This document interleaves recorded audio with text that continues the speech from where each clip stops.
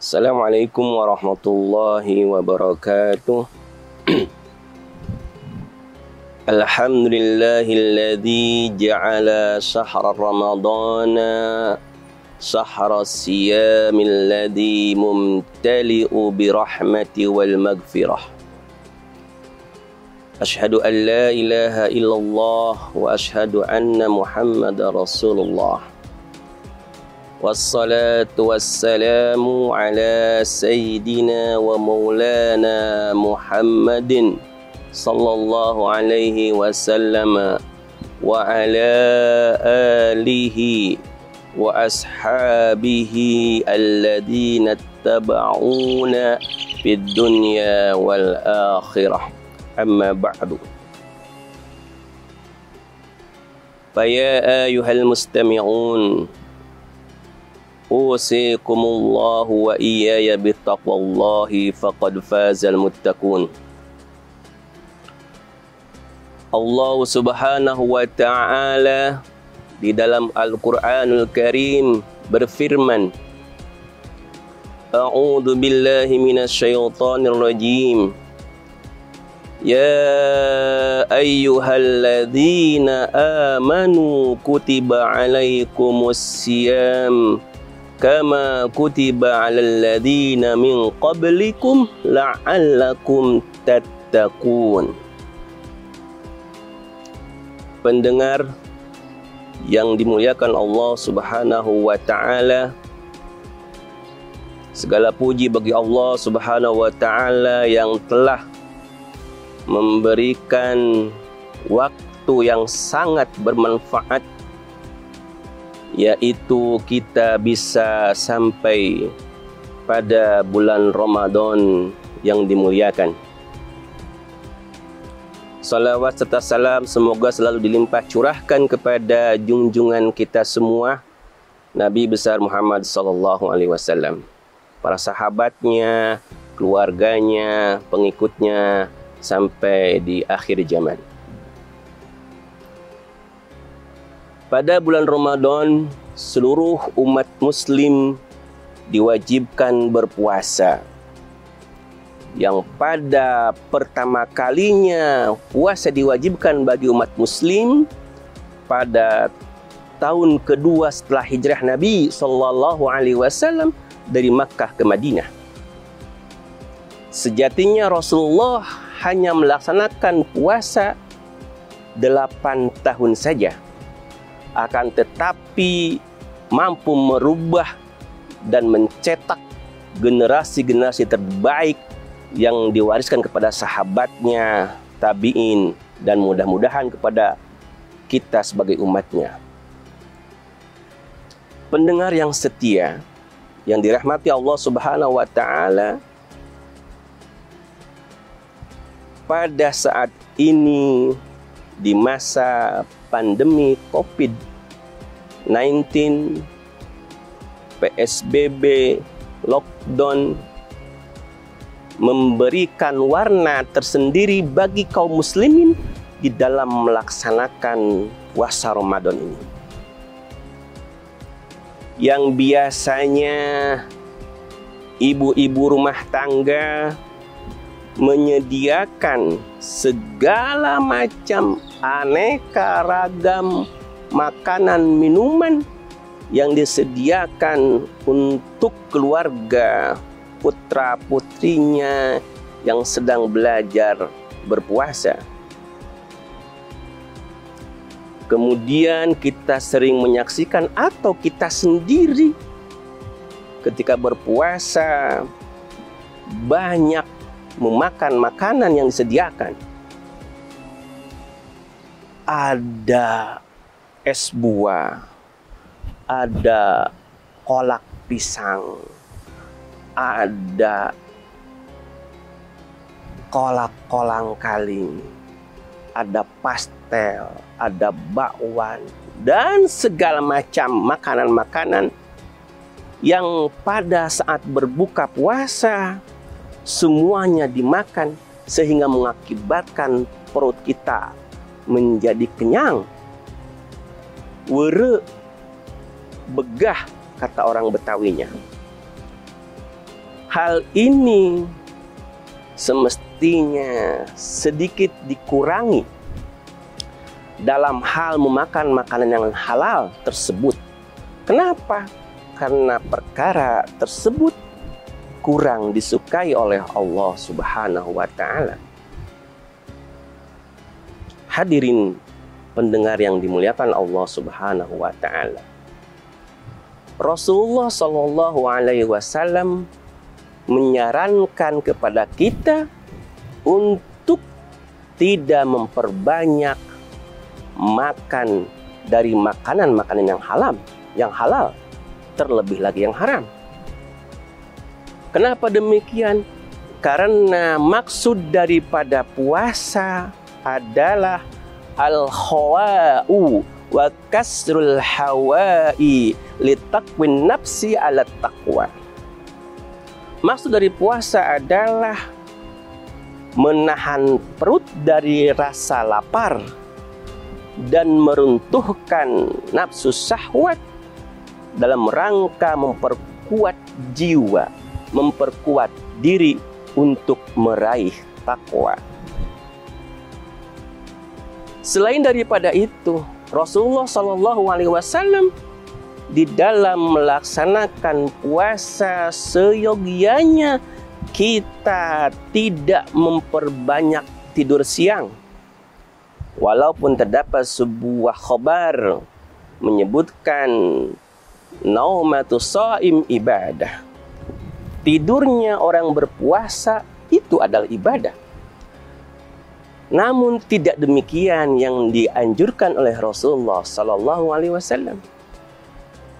Tetapi hindari banyak-banyak tidur siang, isi dengan perkara-perkara yang lebih bermanfaat, seperti membaca Al-Quran, memperdengarkan tausiah, nasihat, ceramah para ulama, juga mengerjakan perbuatan-perbuatan yang baik seperti membantu ibu, membantu keluarga di dalam menata dan merapihkan suasana rumah dan yang lain-lainnya. Pendengar yang berbahagia, Al-Imam Qushairi di dalam kitab tafsirnya Lataiful Isyarat menyebutkan bahwasanya puasa itu terbagi ke dalam dua kategori. Kategori pertama adalah puasa dhahir. Yang dimaksud dengan puasa dhahir adalah al-imsaku anil akli wasyurbi wa jamil muftirat. Menahan diri dari makan, minum, dan segala hal yang membatalkan puasa.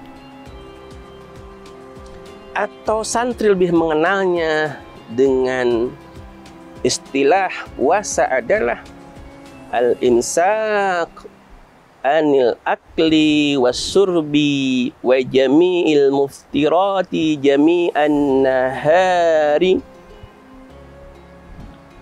ila ghurubi syamsi biniyatin mahsusatin. Dalam hal ini, maka keberadaan orang yang berpuasa yang hanya menahan rasa dahaga dan lapar di siang harinya, kemudian menggantikan segala bentuk perbuatan makan dan minumnya di malam hari, maka dari itu hal puasa seperti ini kurang maksimal atau belum maksimal di dalam menggapai pahala dan ridho Allah Subhanahu wa Ta'ala. Namun demikian, hal tersebut masih dibenarkan dalam ajaran agama Islam. Hanya saja puasa semacam ini atau puasa lahiriah ini tergolong kepada puasanya kelompok awam. Pendengar yang setia yang dirahmati Allah Subhanahu wa taala, kategori yang kedua dalam bayan Imam Al-Qushairi adalah puasa batiniah. Inilah puasa yang sangat dan paling berarti bagi kaum muslimin, yaitu menahan diri daripada penyakit-penyakit hati seperti iri, dengki, hasud, gibah, namimah, dan lain-lainnya. Dari Abu Hurairah radhiyallahu anhu berkata, "Idza sumta falyasum sam'aka wa basaraka wa lisanaka wa yadaka."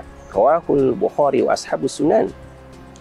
Tatkala Anda berpuasa, maka tahanlah pendengaranmu, penglihatanmu, lisanmu, dan perbuatanmu. Orang-orang yang berpuasa menjaga diri dari perbuatan-perbuatan yang tercela dalam pendengaran, yang tercela dalam penglihatan, yang tercela dalam perkataan, yang tercela dalam perbuatan. Ini semua adalah dalam rangka menjaga diri pada jiwanya untuk merubah pada dirinya perubahan-perubahan yang baik yang membuat Allah Subhanahu wa taala senang, suka, dan rindu akan diri kita semua. Dan barang siapa yang melakukan hal tersebut, maka ujung pangkal daripada puasanya insya Allah adalah akan menyaksikan dan memandang wajah Allah Subhanahu wa taala pada hari kiamat kelak. Amin ya rabbal alamin. Hadirin pendengar setia yang dirahmati oleh Allah Subhanahu wa taala, sekiranya kita sudah melakukan puasa sesuai dengan rukun dan syaratnya, maka hakikatnya kita semua sudah masuk ke dalam janji Allah Subhanahu wa taala yang mengatakan orang berpuasa hanya milik saya dan saya akan memberikan pahalanya sesuai dengan kehendak saya. Firman Allah Subhanahu wa taala pada surat Al-Baqarah ayat 183, terdapat harapan besar, dan harapan ini adalah harapan yang penuh doa, penuh kasih sayang, penuh kebaikan dari Allah Subhanahu wa taala, yang Allah sendiri mengatakan di dalam ayat tersebut, la'allakum tattaqun. Semoga dengan berpuasa ini kalian semua tergolong ke dalam orang-orang yang bertakwa, yaitu orang-orang yang melaksanakan segala perintah Allah Subhanahu wa taala dan meninggalkan segala larangannya. Mudah-mudahan dengan puasa pada tahun ini yang penuh dengan cobaan menjadikan rasa takwa kita lebih baik, mengambil ladang pahala yang lebih besar. Kenapa? Karena cobaannya lebih dahsyat. Dikisahkan dalam sebuah kitab yang dikarang oleh Imam Al-Ghazali, Syekh Ahnaf bin Qais, seorang tua renta yang melakukan puasa. Kemudian beliau melewati kerumunan orang-orang yang kemudian memperolok kepada Syekh Ahnaf. Yang tua renta itu seraya berkata, "Wahai Ahnaf bin Qais, sungguh kau ini sudah tua renta, masih saja melaksanakan puasa. Puasa ini akan menambah dirimu yang lemah, tambah lemah." Kemudian Syekh Al-Ahnaf bin Qais dengan bijak menjawabnya, "Saya bersabar dengan rasa takut dan taat kepada Allah Subhanahu wa Ta'ala lebih mudah ketimbang saya bersabar di dalam menerima azab dan siksa Allah Subhanahu wa Ta'ala." Dalam riwayat lain menyebutkan bahwasanya Sayyidina Ali radhiyallahu anhu wa karamahu wajhahu menyebutkan, "Sungguh saya lebih suka berpuasa pada musim panas yang dahsyat dan pada musim dingin yang sangat, karena sebanyak-banyaknya cobaan dan rintangan dan seberat-beratnya justru itulah yang akan menambah banyaknya pahala yang akan kita terima."